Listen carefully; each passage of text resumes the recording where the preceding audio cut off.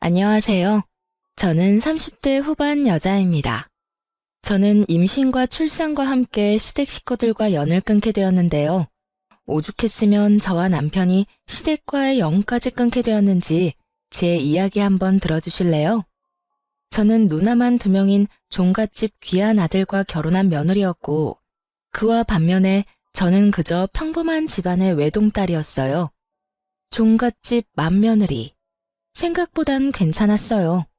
시누이들이 있다고 한들 모두 시집들을 갔을 뿐더러 자식까지 있으니 산다고 바빠 저에게 크게 시집살이 시킨다거나 간섭을 하는 일도 없더라고요. 시모 역시 별다르게 저에게 트집을 잡는다거나 하는 일이 없어 많은 사람의 우려와는 다르게 평탄한 결혼 생활을 하고 있었어요. 남편 역시 집안일에 대한 모든 권한을 저에게 일임한 덕에 조그만 의견 충돌조차 없이 편안한 생활이 가능했죠. 단 한 가지 힘든 점은 있었어요. 그건 바로 몸이 조금 힘들다는 것이었어요. 종갓집 며느리답게 온갖 집안 행사를 맡아 해야 했고, 그 정도 힘든 것쯤이야 종갓집 맏며느리로 들어오면서 어느 정도 각오를 했던 터라 얼마든지 참아낼 수 있더라고요. 무엇보다 마음이 편하니 별것 아닌 것처럼 느껴지기도 했고요. 그래서였을까요? 저는 생각보다 빨리 임신하게 되었고, 저의 임신 소식에 평소 무뚝뚝하기 그지없던 시부에게까지 전화가 왔더라고요. 아가, 소식 들었다. 임신이라고? 네, 아버님. 병원 다녀왔는데 5주 됐다네요. 그래. 잘했다, 잘했어. 고맙다, 정말. 네가 복덩이구나. 아니에요. 운이 좋았죠. 그래, 항상 몸 조심해야 하는 거 알지? 언제 어디서든 조심 또 조심하거라. 다시 한번 고맙다, 고마워. 손이 귀한 집인 덕에 시부만 아니라 모든 식구가 다 제 일인 듯 과하게 기뻐해 주었고, 뱃속 아기의 성별이 남자라는 사실을 알렸을 땐 그야말로 동네 잔치라도 열 기세로 기뻐하시더군요. 하지만 그런 기쁨도 잠시, 뱃속에 귀한 아들을 품고 있다는 이유로 과한 걱정과 우려가 쏟아지기 시작했어요. 뱃속의 아기 중요한 거 저도 압니다. 하지만 그 걱정도 적당한 선이 있는 건데, 시모를 비롯한 시누이들은 그 선을 점점 넘기 시작했고, 좋은 마음에서 시작했던 조언은 어느새 간섭이 되어가고 있었어요. 어느 정도였냐면 시누이들은 하루씩 번갈아 가면서 연락이 와 저의 일거수일투족을 감시라도 하듯 캐묻기 시작하더니, 어느 날은 먹는 걸로도 간섭하기 시작하더군요. 올케, 몸은 좀 괜찮아? 입덧은 해? 아니요, 다행히 입덧은 안 할 것 같아요. 먹는 것도 잘 먹고 아직까진 자는 것도 잘 자고 있어요. 그래? 그러면 다행이다. 어제는 병원 다녀왔다고 했고, 오늘은 어디 나가? 아, 요즘 뭐 특별히 먹고 싶은 거 없어? 내가 택배로 보내줄게. 아, 오늘은 집에서 좀 쉬려고요. 요즘은 빵, 떡볶이, 국수, 이런 게 자꾸 먹고 싶은 거 있죠? 응? 그런 거 말고 몸에 좀 좋은 거 먹지. 이상하게 밀가루 들어간 게 자꾸 당기네요. 혹시나 병원에 물어보니까 스트레스 받지 말고 먹고 싶은 거 먹으라고 해서 조금씩 조절해 가면서 먹고 있어요. 아유, 그래도 안 돼. 밀가루 몸에 좋지도 않은데. 그러지 말고 내가 찾아보니까 임산부 식단도 있더라. 그거 보내줄 테니까 그렇게 챙겨 먹어. 전화 끊고 바로 보내줄게. 아, 네? 네, 알겠어요. 이쯤 되니 그냥 설득을 포기하게 되더라고요. 병원에서도 된다고 하는데도 시누이 본인은 절대로 안 된다고 하는데 제가 뭐라고 할 수가 있겠어요?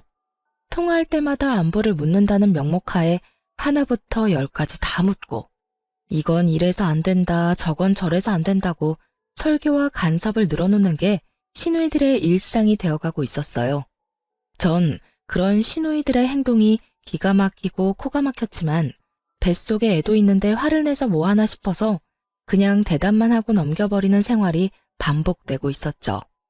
그러던 어느 날 남편과 저녁을 먹고 있는데 한동안 잠잠했던 시모에게서도 전화가 오더라고요. 아가, 몸은 좀 어떠니? 저녁은 먹었니? 네, 지금 먹고 있어요. 몸은 괜찮고요. 식사는 하셨어요? 그럼 우리는 일찍 먹었지. 그나저나 너 예정일이 언제였지? 혹시나 해서 묻는 건데 당연히 자연분만 할 거지? 이건 또 무슨 말인가 싶더군요. 아직 배가 나오지도 않았는데 자연분만이라니. 물론 저도 자연분만이 싫은 건 아니었어요. 하지만 아직 초기인데 지금부터 자연분만 타령이 시작되면 출산할 때까지 이 타령을 들어야 한다는 상황 자체가 싫더군요. 그래서 이번만큼은 제 생각을 똑바로 말하기로 했어요. 자연분만이요? 아니 어머님, 저 아직 밖에 나가면 임산부인 줄 아무도 몰라요. 아직 그런 걸 결정하기엔 너무 이른 거 아닐까요? 아, 물론 저도 상황만 된다면 자연분만 생각하고 있긴 한데 하여튼 그런 말 하기엔 너무 이른 것 같아요. 하지만 시모는 역시나 대화가 될 리가 없었고 더 심하게 자연분만을 강요하기 시작하더군요. 아니 얘, 상황이 된다면이 아니라 무조건 자연분만 해야지. 자연분만을 해야 아기한테도 좋고 머리도 똑똑하다고 하더라. 여러모로 자연분만이 좋아. 그러니까 넌 다른 생각은 하지도 말고 자연분만만 생각해. 여러분, 이런 상황에 뭐라고 답하는 게 맞는 걸까요? 자연분만 할 수 있다고 말해도 출산날 뚝딱하고 아기가 나오는 것도 아니잖아요. 상황이 이렇게 되자 어떻게 말해야 될지 정말 곤란하더군요. 시모는 제 입에서 원하는 대답이 나올 때까지 10분이 넘도록 자연분만에 대해 좋은 점만 나열하고 또 강요했어요. 제가 가뜩이나 어두운 표정으로 전화를 받고 있자 남편이 걱정되는 얼굴로 가까이 오더라고요. 그래서 일부러 전화를 스피커로 돌렸죠. 시모 입에서 자연분만이라는 단어가 세 번째 나오는 순간 남편이 시모에게 노발대발 화를 내기 시작하더군요. 아, 엄마, 제발 좀 그만해. 엄마 극성에 뱃속의 아기도 스트레스 받겠다. 아직 출산하려면 멀었는데 벌써 무슨 자연분만이야? 아니, 아들. 옆에 있었어? 아니, 엄마는 다 우리 손주 생각해서 그러지. 엄마 손주이기 전에 우리 아기야. 그러니까 이제 좀 그만해. 아기 나올 때 되면 우리가 자연분만할지 수술할지 알아서 잘 결정해서 낳을 테니까. 아들, 수술이라니. 엄마는 너희 셋 다 자연분만으로 낳았어. 그러니까 봐라. 너희들 얼마나 건강해. 건강은 무슨? 나 잔병치레 엄청나게 하면서 큰 거 기억 안 나? 엄마가 내 병원비로 병원 기둥 하나는 세웠다고 했던 거 기억 안 나냐고. 아무튼 한 번만 더 이 사람한테 전화해서 이상한 소리 해봐. 전화 차단해버릴 거야. 그리고 누나들도 똑같아. 이 사람한테 다들 쓸데없는 연락도 하면 다 차단해버리고 나중에 아기 얼굴도 안 보여줄 거야. 그래도 되지? 그게 무슨 소리니? 출산하면 얼굴은 보여줘야지. 그리고 쓸데없다니. 우린 다 걱정하고 생각해서 그러는 건데. 그 걱정이 다 쓸데없는 짓이라고. 이 사람이 굳이 아무 말 안 하니까 나도 이때까진 가만히 있었는데 오늘 엄마 말하는 거 들어보니 도저히 안 되겠네. 이러다 진짜 사람 피 말려 죽이겠어. 그러니까 엄마 손주 무사히 세상 빛 보게 해주고 싶으면 이 사람한테 전화해서 왈가왈부 간섭 좀 하지 마. 그럼 끊어. 남편은 시모에게 한마디도 지지 않고 자기 의사를 분명하게 전한 뒤 전화를 끊어버렸고 당황하기도 놀라기도 해 가만히 남편을 보고 있는 저를 보며 이렇게 말하더군요. 미안해. 우리 집 식구들 왜 이러는지 모르겠어. 아무튼 이때까진 당신이 나서지 말라는 말도 있기도 했고 큰 소리 나는 게 싫기도 해서 참고 있었는데 앞으로는 내가 알아서 할 테니까 이제부턴 당신은 한 발 물러서 있어. 이렇게까지 강하게 말할 줄은 몰랐는데 속으로 많이 놀랐어요. 그리고 앞으로도 가족들 앞에서 완벽한 제 편이 되어줄 것 같아 안심도 되었고요. 주변에 물어보니까 이런 건 남자가 중간에서 잘해야 한다더라. 그러니까 혹시나 나 없을 때 엄마나 누나가 또 그러면 당장 나한테 말해. 부담 갖지 말고. 참 고맙더라고요. 괜히 임신한 유세 부린다는 말을 듣고 싶지 않아 참고 있긴 했지만 사실 한계치에 다다르긴 했었기에 이 타이밍에 나서준 남편이 더없이 든든하더군요. 가끔 연락이 온다고 한들 사람 마음이 웃긴 게 남편이 이렇듯 제 편을 들어주니 시모와 시누이들이 간섭해도 그러려니 하며 큰 스트레스는 받지 않게 되더라고요. 하여튼 그날 이후 남편의 으름장이 제대로 먹히긴 했는지 시댁 식구들의 연락은 눈에 띄게 줄어들었어요. 아주 가끔 시아버지가 연락이 와서 먹고 싶은 건 없는지 물으며 며느리 먹고 싶은 건 다 사줘야 한다며 용돈 보내주시는 것 말고는 없었죠. 그렇게 시간은 흘러 출산이 얼마 남지 않은 어느 날, 우려했던 상황이 나오고 말았어요. 뱃속에서 잘 놀던 아기가 너무 잘 놀아버렸는지 갑자기 여가가 되어버렸다고 하더군요. 바로 직전 검진까진 똑바른 자세로 잘 있던 아이가 여가가 되어버린 것도 당황스러운데 자연분만이 되지 않는다는 소식을 들은 시모의 반응을 생각하니 한숨이 끊임없이 나왔어요. 저의 예상대로 소식을 전해들은 시모는 득달같이 집으로 찾아왔고 그간 모아두기라도 한 것인지 속사포처럼 잔소리를 쏟아내더라고요. 넌 도대체 몸 관리를 어떻게 했니? 이제 아기 나올 때 다 됐는데 너가 몸 관리를 좀 더 잘했어야지. 그래서 정말 수술밖에 방법이 없대? 다른 방법은 없는 거야? 내 원참, 나는 한 번도 그런 적이 없는데 넌 도대체 왜 그런 거야? 정말 미쳐버릴 것 같더라고요. 아니, 아기가 갑자기 마음이 바뀌어 방향을 바꿔버린 것을 제가 무슨 수로 막나요? 다 큰 자식도 말을 들어먹지 않는데 뱃속에 있는 아기를 제가 무슨 수로 다시 되돌려 놓겠어요? 시모는 제가 무슨 대역죄인이라도 되는 양 저를 인정사정 없이 몰아붙이기 시작했어요. 그래도 전 최대한 차분하게 설명하려고 애썼죠. 아니 어머님, 제가 이렇게 되고 싶어서 이렇게 만든 것도 아니고 잘 아시잖아요. 이건 어쩔 수 없는 일이라는 걸요. 병원에서도 이런 경우가 종종 있다면서 어쩔 수 없는 일이라고 하셨어요. 어쩔 수 없는 일? 네 뱃속에서 일어나는 일인데 뭐가 어쩔 수가 없어? 다 네가 우리 말 안 듣고 네 멋대로 굴어서 이런 거 아니야. 하여튼 이래서 내가 너한테 그렇게 연락을 했던 건데 이제 어쩔 거야? 너 때문에 우리 귀한 손주 몸도 약하고 머리도 나쁘게 태어나면 어떡할 거냐고. 아무리 좋게 설명을 해보아도 시모는 애초에 제 말을 귀담아 들을 생각이 없어 보였죠. 그쯤 되니 억울함을 넘어 짜증이 나더군요. 결국 화가 폭발해버린 저는 더는 시모와 입씨름을 하지 않고 그 자리에서 바로 병원으로 전화를 걸어 담당 선생님과 시모를 통화시켜버렸어요. 처음부터 시모는 우리 며느리 때문에 아기가 갑자기 여가가 되었다며 어떻게든 제 탓으로 돌려보려고 애썼지만 의사 선생님이 이건 아니다 싶었는지 좀 강하게 나무라기 시작하더군요. 전문의의 사실을 바탕으로 한 꾸중과 호통에 시모는 연신 헛기침을 하며 얼굴이 붉어졌죠. 원하는 말을 듣지 못하니 선생님이 뭐라고 하시든 전화를 무턱대고 끊어버리더군요.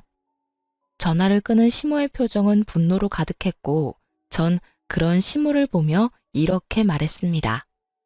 충분히 들으셨죠? 어머님, 제발 다른 데서 카더라식 거짓 정보만 듣고 저한테 나무라지 말아주세요. 선생님 말씀대로 이건 제 잘못도 아기 잘못도 아니고 어쩌다 일어날 수 있는 일이라고요. 그러니 이제 그만하고 돌아가 주세요. 저도 피곤해요. 제 말에 시모는 아무 말도 하지 못하고 한참을 저를 노려보더니 끝까지 입 한 번 떼지 않고 돌아가더군요. 상황이 이렇게 되니 전 아기를 출산하고 난 뒤가 더 걱정됐어요. 뱃속에 있을 때도 이 난리인데 그 귀한 아들이 세상의 빛을 보게 되면 얼마나 난리들을 피워댈지 불보듯 너무 뻔했으니까요. 그렇게 저의 우려와 걱정이 커지는 사이 만삭을 지나 출산 2일을 앞두고 있었고 화장실이 급해 화장실로 갔는데 그날따라 소변이 끊이지 않고 계속 나오더라고요. 처음 겪는 상황이지만 딱 알겠더라고요. 양수가 터졌구나 하고요. 거기에다 꽤 심각한 상황이라는 것까지도요. 전 서둘러 병원으로 향했고 내진을 해본 결과 상황은 제 생각보다도 더 좋지 않았어요. 급하게 긴급 제왕절개 수술에 들어가야 할 정도로 말이죠. 제 연락을 받은 남편은 급히 병원으로 오고 있었고, 제가 내진을 받는 사이 도착한 시댁 식구들과 친정 식구들이 줄지어 들어오고 있더군요. 식구들의 등장에 의사와 간호사분은 상황이 급하다는 설명을 해주었고, 설명을 다 들은 시모는 한시라도 빨리 동의서에 사인을 해도 모자랄 판국에 간호사와 실랑이를 하며 미친 소리를 뱉어내기 시작하더군요. 아니, 시도라도 해볼 수 있잖아요. 바로 수술하지 말고 자연분만 시도라도 해보라고요. 보호자분, 시도를 하고 말고 할 시간이 없다니까요. 얼른 확인해보시고 사인해주세요. 시간이 없기는 무슨. 우리 며느리 얼굴 보니까 그렇게 급한 것 같지도 않구먼. 이분 말고 다른 보호자 안 계세요? 이러다 진짜 사모님도 그렇고 아기도 그렇고 정말 큰일 날 수도 있다고요. 그러니까 그 큰일 나기 전에 자연분만 시도라도 해보자니까요. 여기서 이럴 시간에 시도라도 하면 될 것을. 시모는 도무지 말이 통하지 않는 상태였고, 뒤늦게 도착해 상황을 늦게 전해들은 엄마가 시모를 막아서며 분노를 표출하셨어요. 사돈, 정말 이럴 거예요? 지금 위험하다잖아요. 이러다 우리 딸 잘못되면 사돈이 책임지실 거예요. 비키세요.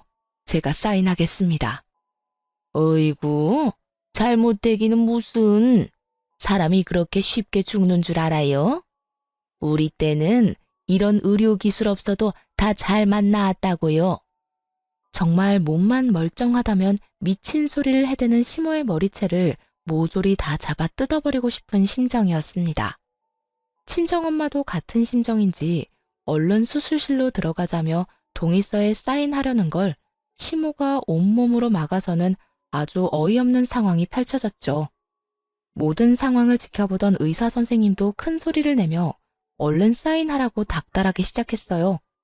그 정신이 어지러운 순간에도 귀가 아플 정도로 시끄럽게 싸우는 두 사람 때문에 남편이 얼른 도착하기만을 기다렸어요. 자칫하면 엄마와 시모가 분만실에서 몸싸움이 날 수 있는 조마조마한 순간이었거든요. 그 순간 뒤늦게 나타난 신랑의 우렁찬 목소리가 들리더군요. 엄마, 미쳤어? 도대체 뭐 하는 거야? 엄마 진짜 제정신이야? 누나들은 도대체 엄마 안 말리고 뭐 하고 있어? 정말 살았다 싶더라고요. 남편은 노발대발 화를 내면서도 빠르게 수술 동의를 해주었고, 전 그렇게 수술에 들어갈 수 있었습니다. 수술에 들어가는 동안에도, 수술을 받는 동안에도 이게 무슨 일인가 싶더군요. 수술실의 차가운 기운에 몸이 떨리는 건지, 시모와 시누이들의 행동에 몸이 떨리는 건지, 알지 못할 떨림을 느끼며 저는 다짐했어요. 불효자 소리를 듣더라도 시모와 시누이들은 더는 제 가족에 그리고 저에게 간섭하지 못하게끔 독하게 변하겠다고요. 그렇게 저의 다짐과 함께 소중한 아들이 세상에 나오고 푸처치를 하고 병실로 가니 남편이 두 손을 꼭 모으고 저를 기다리고 있더군요. 얼마나 울었는지 눈이 퉁퉁 불어서 말이죠. 여보, 나 진짜 당신 잘못될까봐 너무 무서웠어. 당신도 많이 무서웠지. 내가 늦어서 너무 미안해. 내가 진짜 입이 10개라도 할 말이 없다. 울긴 왜 울어. 누가 보면 당신이 출산한 줄 알겠다. 아, 정말 내가 대신 낳아주고 싶은 심정이더라니까. 하여튼 앞으로 나만 믿어. 내가 더 큰 방패막이 되어줄게. 다신 이런 상황에 혼자 두지 않도록 노력할게. 무사히 돌아와줘서 고마워, 여보. 남편은 독하게 마음을 먹었는지 시모와 시누이들은 병실에는 오지도 못하게 막아버렸고, 그렇게 퇴원날이 다가왔어요. 저는 퇴원을 위해 짐을 싸고 있었고, 남편은 병원비를 정산하기 위해 잠시 자리를 비운 사이 어떻게 알았는지 시모가 병실로 들어서더군요. 몸은 좀 어떠니? 아직 아프긴 한데 그래도 어제보단 덜 아파요. 그러게, 자연분만 했으면 이렇게 아플 일도 없었을 텐데. 어머님, 이제 그만 좀 하세요. 이미 수술은 했고 아기도 건강하게 잘 나왔는데 왜 계속 자연분만 이야기를 하세요? 그래, 그건 그렇고 조리원으로 간다고? 네, 예약해둔 조리원에서 2주 쉬고 나와요. 제 말을 듣던 시모는 제 눈치를 살피더니 헛웃음이 터져나오는 말을 하기 시작하더군요. 그게 내가 많이 생각해 봤는데 아무래도 우리 귀한 장손을 남의 손에 맡긴다는 게 영 불안해서 말이야. 그래서 하는 말인데 너 산후조리를 우리 집으로 가서 하는 게 어떻겠니? 그게 불편하면 내가 너희 집으로 가도 되고 말이야. 어머님, 아무리 그래도 제가 어떻게 어머님한테 제 몸조리를 맡길 수 있겠어요. 아기도 그렇고 힘드실 거예요. 그리고 어떤 걱정하시는지 잘 알고 있는데 그런 일이 일어나는 건 아주 극소수이고요. 제가 예약한 조리원 유명하기도 하고 평도 꽤 좋은 곳이라서 그런 걱정은 안 하셔도 돼요.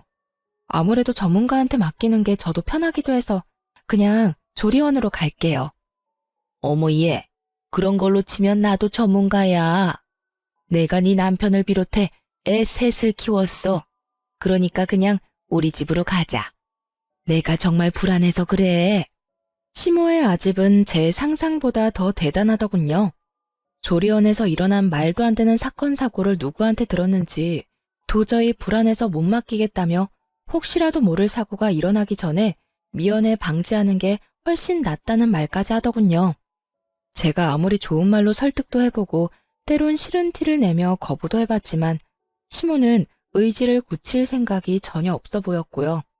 사실 조리원 예약금을 시부가 내주신 거라 다른 여러 사연들처럼 조리원 비용이 아까워 안 보내려는 상황도 아니고 정말 장손이 다칠까봐 걱정되는 마음이 느껴져서 그렇게 기분이 나쁘지만은 않더라고요.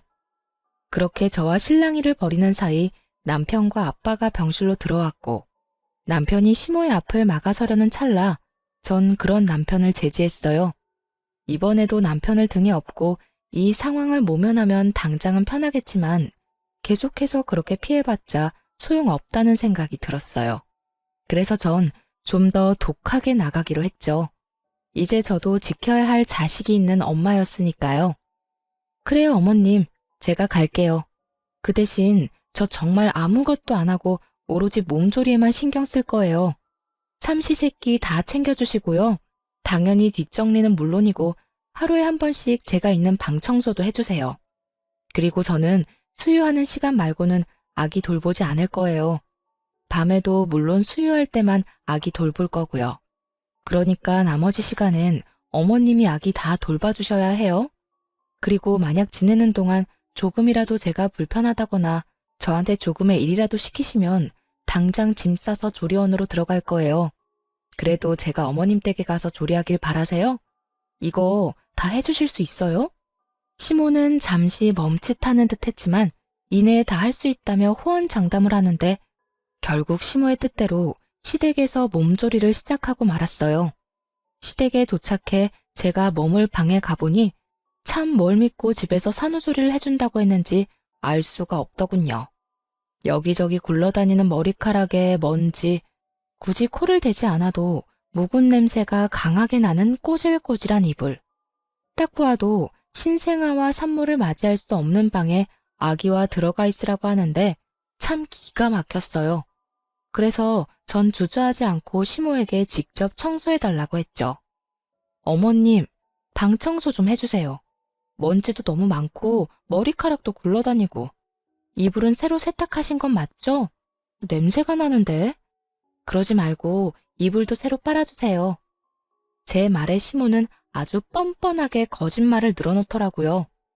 어머 얘, 청소도 다 했고 빨래도 다 해놓은 거야. 그러니까 언제 청소하고 언제 하신 빨래인데요? 그게 한 며칠 됐나?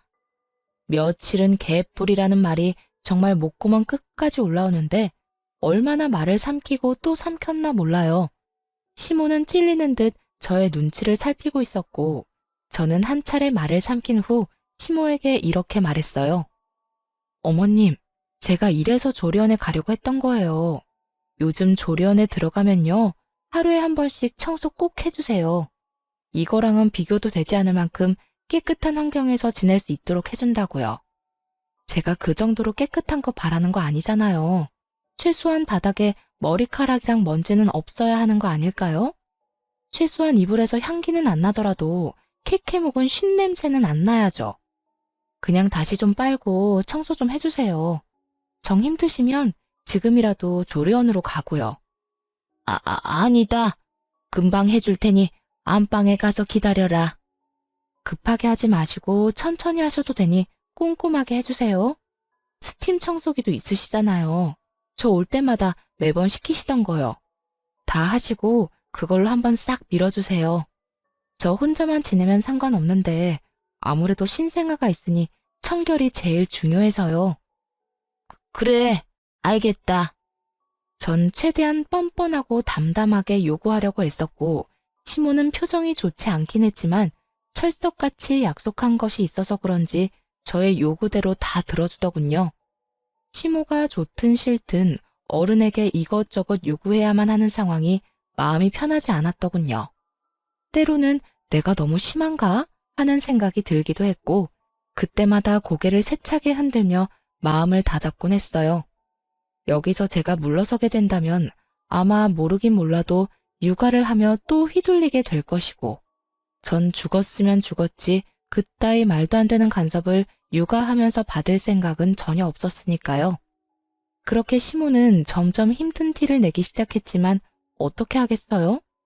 다 시모 본인이 자초한 일이었고 전 다른 건 몰라도 저 역시 몸조리만큼은 중요했으니까요. 시댁에 들어간 이후 시모는 전적으로 저의 뒷바라지를 시작했고 정말로 저에게 밥상까지 차려다 바치게 될 거라 생각하지 못했었는지 하루하루 지날 때마다 쑤신다는 곳이 늘어가더군요.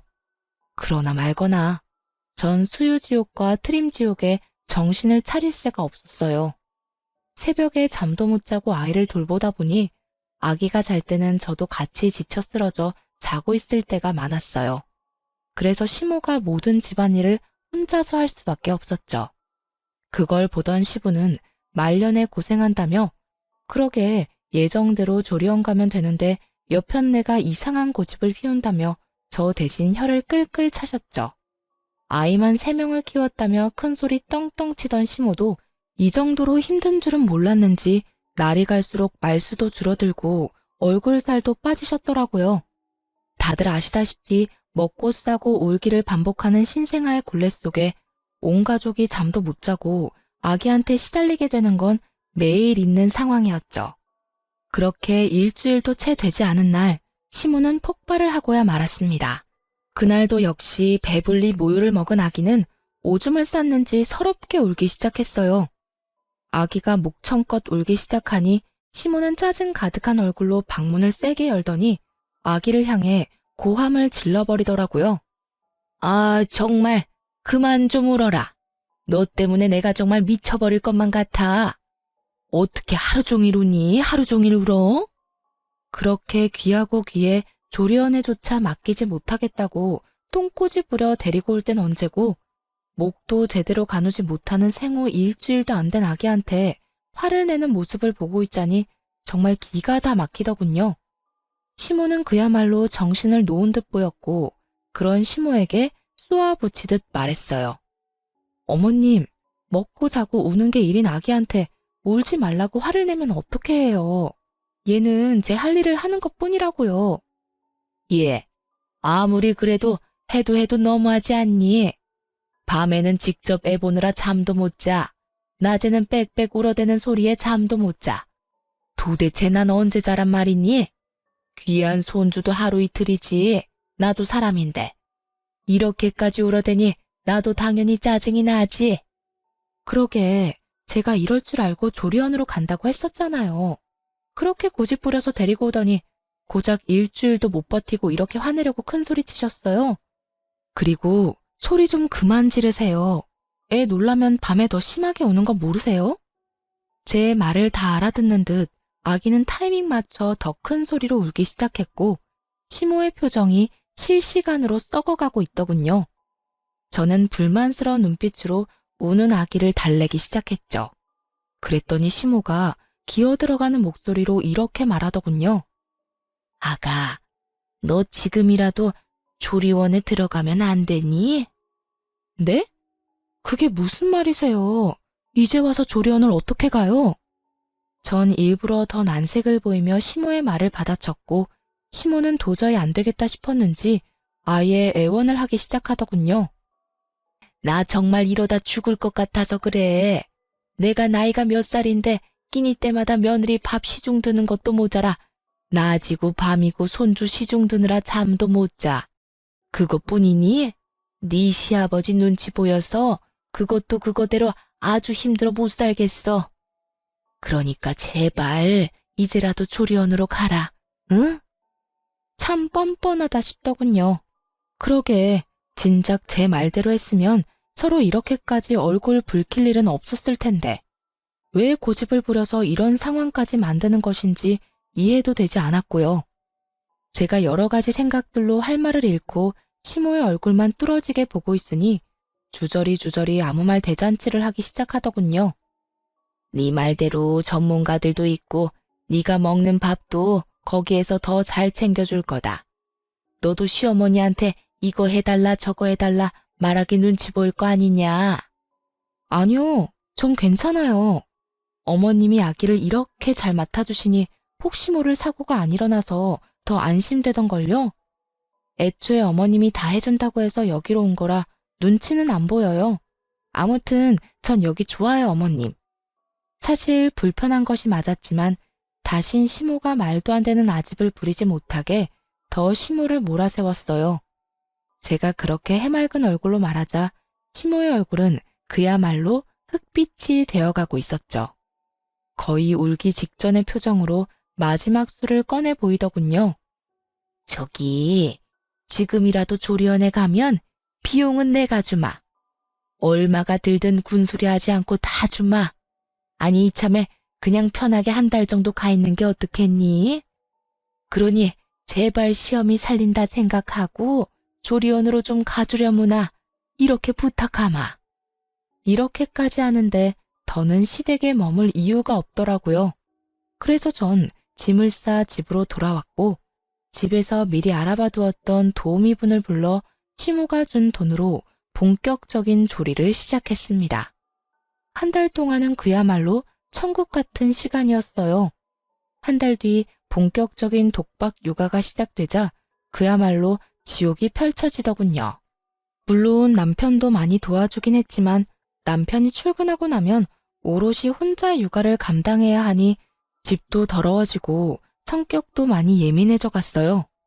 친정 부모님은 몸이 좋지 않으셨고 시댁에선 이젠 아기는 사진으로만 보는 것이 행복하다고 할 만큼 질려버린 상황이니 도움을 줄 사람이 없는 그런 상황이었죠.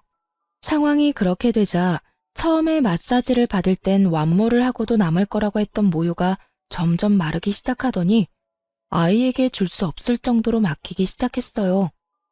남편이 육아와 살림을 함께 해주곤 있었지만 그것과는 별개로 엄마가 할 일은 너무나도 많았고 전 지쳐가고 있었죠. 결국 모유 대신 분유를 먹이기로 결정했어요.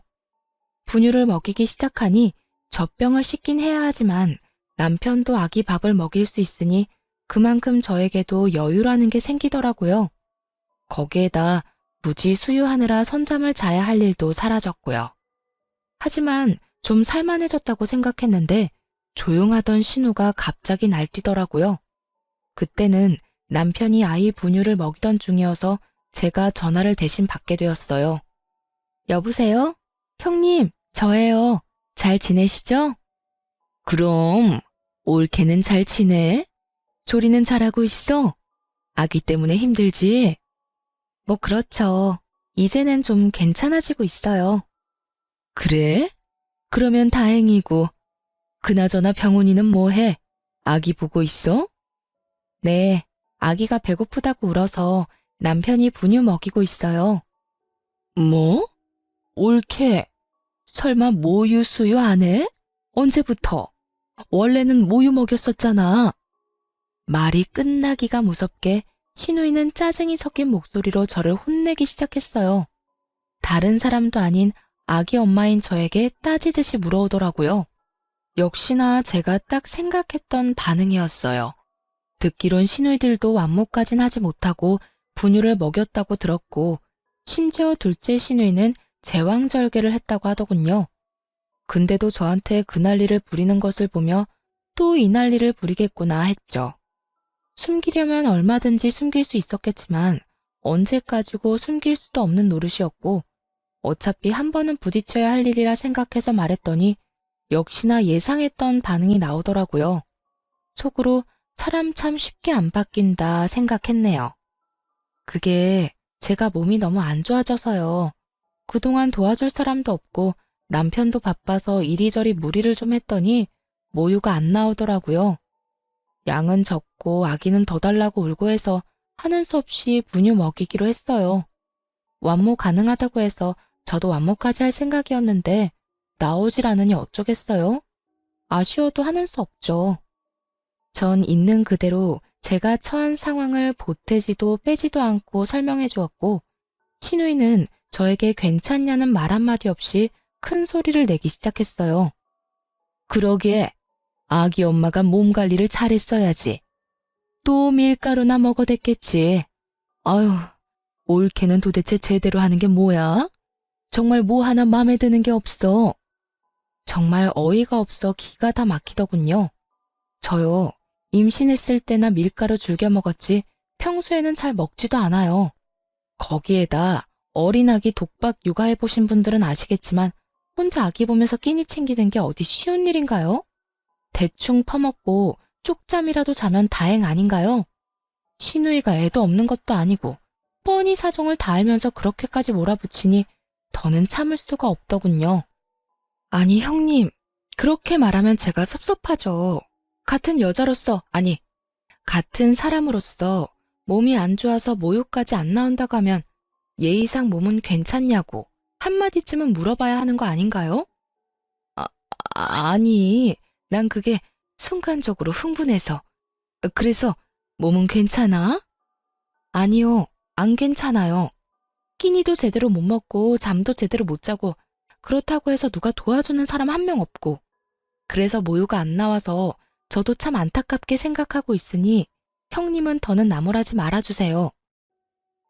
뭐라고? 옳게. 무슨 말을 그렇게 섭섭하게 해? 나는 다 먼저 육아해본 육아 선배로서 조언해주는 거야. 옳게도 할 거 아니야. 모유가 좋지 분유가 좋아? 진짜 이런 말까지 안 하려고 했는데 지금 형님이 하는 건 조언이 아니라 간섭인 거 알고 계시죠? 그리고 몸에 좋다는 초유는 차고 넘치게 먹였고 요즘 분유도 좋게 잘 나와서 성장하는데 아무 문제 없는 거 누구보다 잘 아시잖아요.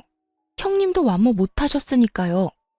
그러니까 이제 간섭 좀 그만하시고 앞으로는 내 새끼는 내가 어련히 알아서 잘 보살필 테니 제발 이런 식으로 선 넘는 간섭은 하지 말아주세요. 쏘아붙이는 제 말에 시누이가 어버버하는 사이 저는 전화를 끊어버렸고 날이 선 저의 고함에 남편이 화들짝 놀라 방에서 나오더군요. 남편은 저에게 왜 그러냐고 물었고 저는 씩씩거리며 시누이와 있었던 일을 말해주었죠. 인상을 잔뜩 찌푸린 채 저의 이야기를 듣던 남편은 신우에게 전화해 저번처럼 또 불같이 화를 내더라고요. 누나, 진짜 미쳤어?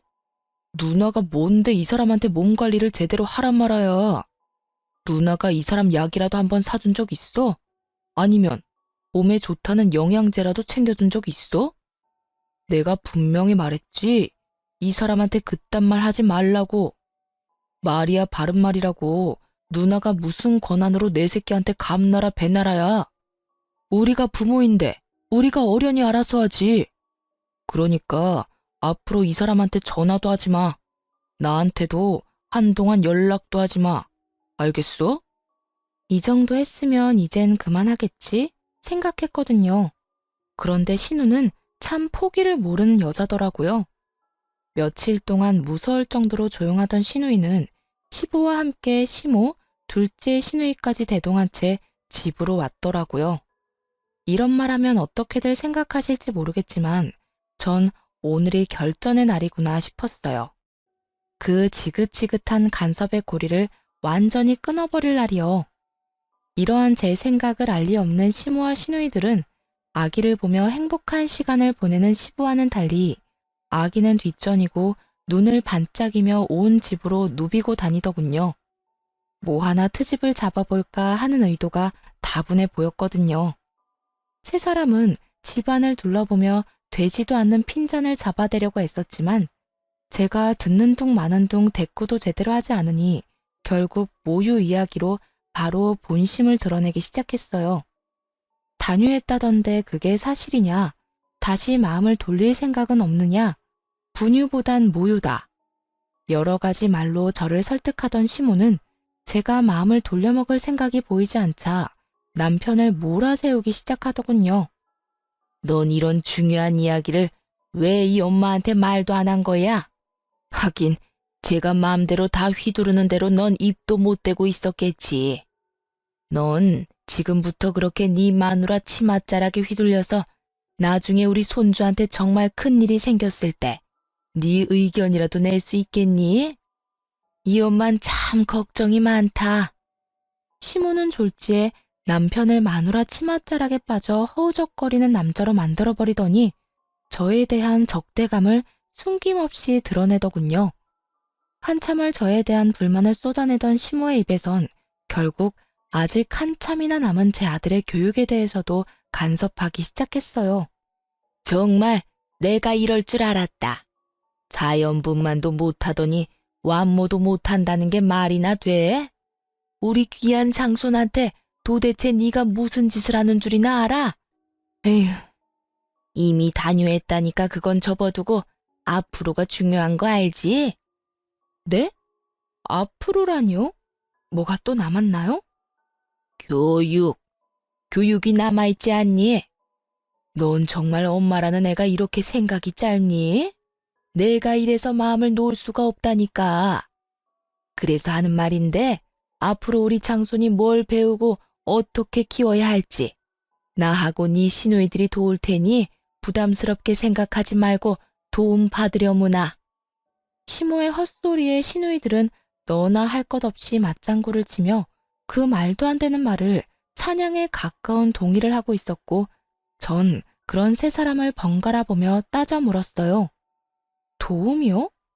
말이 좋아서 도움이지 아예 어머님 뜻대로 제 아들을 키우겠단 말이잖아요. 전 절대로 그렇게 할 생각 없으니까 그런 생각은 하지도 마세요. 네 생각이 왜 필요하니? 내가 그렇게 하겠다는데. 그러게 진작 네가 내 아들을 쥐락펴락만 하지 않았으면 이런 일도 없지 않니? 착하고 순한 내 아들이 네 치맛자락에 빠져 헤어나오질 못하니 내가 이렇게라도 해야 내 귀한 손주가 잘 크지 않겠어? 하여튼 내 뜻은 굳혔으니 잔말 말고 내 뜻에 따르렴. 정말 해도 해도 너무하더라고요. 엄마인 저를 인정해주지도 않고 말끝마다 귀한 손주, 귀한 손주. 속에서 분노가 쌓이고 있었죠. 시모고 나발이고 입에서 온갖 말들이 나오려고 하더군요. 시부가 옆에 있었지만 참지 못하고 한마디 하려던 순간이었어요. 시종일관 말 한마디 하지 않고 굳은 표정으로 바라보던 남편이 아기를 확 안으며 말했어요. 엄마, 누나, 이제 우리 영 끊고 살자. 더는 안 되겠어. 이대로 지내다간 나 아무래도 이혼당할 게 뻔하고 난 내 가정은 지켜야 하니까 우리 인연 끊어. 너, 그게 도대체 무슨 말이야? 연을 끊자니. 그게 이 엄마한테 할 말이야? 엄마 말대로 이때껏 내가 너무 착하고 순했던 것 같아. 진작 이 인연을 끊었어야 했는데. 그래도 가족이라고 참고 또 참았는데 이젠 안 될 것 같아. 남편의 단호한 태도에 시모는 개거품을 물며 거의 넘어가기 직전이었고 두 시누이가 남편에게 후레자식이라는 말과 함께 온갖 욕을 쏟아내기 시작했어요. 이 나쁜 놈아, 네가 그러고도 인간이야? 어떻게 엄마한테 그런 말을 할 수가 있어? 그러게. 엄마가 널 어떻게 키웠는데? 언니랑 나는 몰라도 엄마가 너한테 어떻게 했는데? 마누라 때문에 뭐? 연을 끊어? 네가 제정신이야? 누나들이 입장 바꿔서 생각해봐. 만약 누나들이 이런 상황인데 내 형들이 누나 편 안 들어주고 시댁 말이 다 맞다. 너는 고개 숙이고 시댁 말에 다 따르라고 하면 누나들은 그런 남편이랑 계속 같이 살 수 있을 것 같아? 난 후레 자식이 되는 한이 있어도 내 가정은 지킬 거니까 인연 끊어. 아버지, 죄송합니다. 남편의 말에 그나마 양심은 있는 것인지 시누이들은 동시에 입을 닫았고 시부는 아무런 말도 하지 않고 남편을 한참 바라보다 시모에게 묻더군요. 당신은 선호가 한 말 어떻게 생각해? 인연을 끊자는데? 어떻게 생각하냐니요? 당연히 말도 안 되는 소리죠. 이게 다 전연 때문이라고요. 장손 낳아줬다고 오냐오냐 했더니 아들 하나 낳은 것 말고는 마음에 드는 게 하나도 없다고요. 이래서 집안에 여자가 잘 들어와야 한다고 하는 거라고요. 이거 보세요. 그 착하던 우리 아들 입에서 인연 끊자는 말이 나오다니. 이게 말이 된다고 생각해요? 시모는 눈까지 까뒤집으며 저를 향해 비판을 쏟아내고 있었고 그런 시모를 향해 시부는 고함을 지르기 시작했어요. 전연이라니? 아무리 화가 난다고 해도 그렇지. 며느리한테 욕설이라니 당신은 부끄럽지도 않아? 내가 진짜 이때까지 세 사람이 하는 꼴이 너무 창피해서 입이 떨어지지 않아서 가만히 있었더니 뭐? 전연? 당신은 기본적인 예의라는 것도 모르는 거야? 너희도 그래. 뭐 하나 도와줄까 몸을 바쁘게 움직여도 모자란 판국에 헐뜯지 못해 안달들이나 입 놀리는 꼴이 한심하고 실망스럽구나. 시부의 말에도 정신을 차리지 못한 시모는 다시 그 지긋지긋한 자연분만과 모유 수유를 입에 올리더군요. 아니 여보, 전혀 아니. 저 물건 때문에 우리 손주 자연분만으로 태어나지도 못했는데 완모라도 해야 건강할 거 아니에요. 제 말이 틀렸어요? 그만 좀 하라니까. 내 말 안 들려? 그까짓 것들이 뭐 중요하다고 이 난리들을 부리는 거야? 내가 이렇게까지 했는데도 못 알아듣는 것 같으니 앞으로 선호 뜻대로 이 집엔 발걸음도 하지 말고 연락도 하지 마라. 알겠어? 시부는 결국 남편의 뜻에 힘을 실어주었고 시누이들 역시 저희 집 출입 금지령과 함께 시댁 금지령까지 내려지게 되었죠. 시부의 그런 말까지 했는데도 불구하고 정신을 여전히 차리지 못한 시모는 모든 것이 다 제 탓이라며 제 머리채를 잡을 요량으로 저에게 달려들었지만 재빠르게 남편 뒤로 숨는 바람에 시모는 그대로 바닥에 고꾸라지게 되었어요. 그런 시모의 모습에 시누이들은 시모를 부축하기 바빴고 시모는 그런 시누이들의 부축을 받으며 며느리가 시어미를 밀어 넘어뜨렸다며 자신을 죽이려고 작정했다는 아주 말도 안 되는 곡소리를 내기 시작하더군요. 그 말도 안 되는 거짓말을 시부는 믿을 리 없었고 한심하다는 눈빛과 함께 이렇게 말하곤 집을 나가버렸어요. 네 엄마 다쳤다고 하니 너희가 병원 데려다주고 치료 다 끝나거든 내 집으로 보낼 생각 말고 첫째 집으로 데리고 가든 둘째 집으로 데리고 가든 알아서 해. 아니면 궁짝 잘 맞는 셋이 살던가. 결국 끝까지 정신 못 차리고 날뛰던 시모는 말년에 시부한테 쫓겨나게 생겼고 두 시누이는 시모가 짐같이 여겨졌는지 서로 미루려고 눈치만 살피더군요. 그런 세 사람을 바라보던 남편은 다신 찾아오지 말란 말과 함께 연을 끊자고 다시 한번 강조하며 세 사람을 차례대로 쫓아내버렸어요. 전 그런 남편의 뒤로 시모와 시누이들의 신발을 현관문 밖으로 던져주었고 그렇게 시댁 아니 시모와 시누이들과의 연을 끊어버렸습니다. 그 후로 시모는 시댁으로 찾아가 시부에게 무릎을 꿇고 빌었지만 시부는 받아주지 않았다고 해요. 3개월이 넘는 시간 동안 시모가 날마다 찾아가 빌자 그제야 시모를 받아주었다고 하더군요. 물론 3개월이란 시간 동안 시모는 시누이들의 집을 전전하며 살았는데 둘 딸들이 얼른 나가라고 엄청 눈치를 줬나 보더라고요. 기가 팍 죽어서 시부 옆에서 잠자코 지내고 있다던데 지금까지 남편도 그렇고 저도 직접 연락한 적은 없네요. 아들 돌잔치 때는 시부만 참석했고 가끔 시부와 왕래하며 지내고 있죠. 남편과 시부는 저에게 새 사람과 영영 연을 끊고 살고 싶다면 그렇게 해도 상관없다고 해주었고, 전 사랑하는 제 아들을 위해서라도 아직까진 새 사람과 왕래하며 지내고 싶진 않습니다. 남편은 여전히 저와 아들을 위해 기꺼이 가정에 힘써주고 있어요. 그 덕에 제 건강도 많이 회복된 상태이고요. 처음 새 사람과 연을 끊고 난 후 폐륜이라도 저지르는 것 같아 망설여졌지만 요즘은 그런 힘든 결정을 기꺼이 해준 남편에게 한없이 감사하며 행복한 일상을 살아가고 있어요. 이래서 가정에는 남편의 역할이 중요한 것 같아요. 다른 집 남편들은 시댁에는 자주 방문하자고 하고 처가에는 발길을 탁 끊는다고 하던데, 저희 남편은 막내인데도 불구하고 부모님에게 쓴소리도 할 줄 알잖아요. 비록 부모님에게 영 끊겠다는 심한 말까지 해버렸지만 그럼에도 남편은 가정을 지키기 위해 큰 결심을 내려준 거잖아요. 저는 항상 자기 전에 남편에게 말해요. 저랑 결혼해줘서 고맙다고 말이죠. 그럼 남편은 저에게 가족들 때문에 고생시켜 미안하다며 꼭 안아주거든요. 지금 생각해도 저는 결혼 참 잘한 것 같아요. 지금까지 제 사연은 끝입니다. 너무 남편 자랑이 길었나요? 혹시 이 사연을 듣고 계신 남성분들이 있으시다면 제 사연 지나치지 마시고 꼭 잘 들어주셨으면 좋겠어요.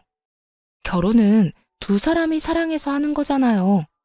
사랑하는 사람이 슬퍼하지 않도록 결단이 필요할 때는 가정을 지키기 위해 이런 선택까지 할 수 있어야 한다고 생각해요. 물론 모두 부모 자식 간의 영 끊으라는 얘기는 아니지만 서로를 위해 또 내 가정을 위해서라면 멀리 지낼 필요는 있다고 생각해요. 내 옆에 있는 사람이 알게 모르게 내 가족 때문에 상처를 받고 있지는 않는지 오늘부터라도 옆 사람의 말을 귀 기울여 주시면 좋을 것 같아요. 그리고 매일 따뜻한 말 한마디씩 건네주시면 더 좋고요. 부끄러워하면서도 분명 행복해하는 모습 보시게 될 거예요. 그런 말 한마디가 결혼 생활을 유지하는 큰 힘이 될 테니까요. 말이 너무 길었네요. 이만 마치겠습니다. 지금까지 들어주셔서 감사해요.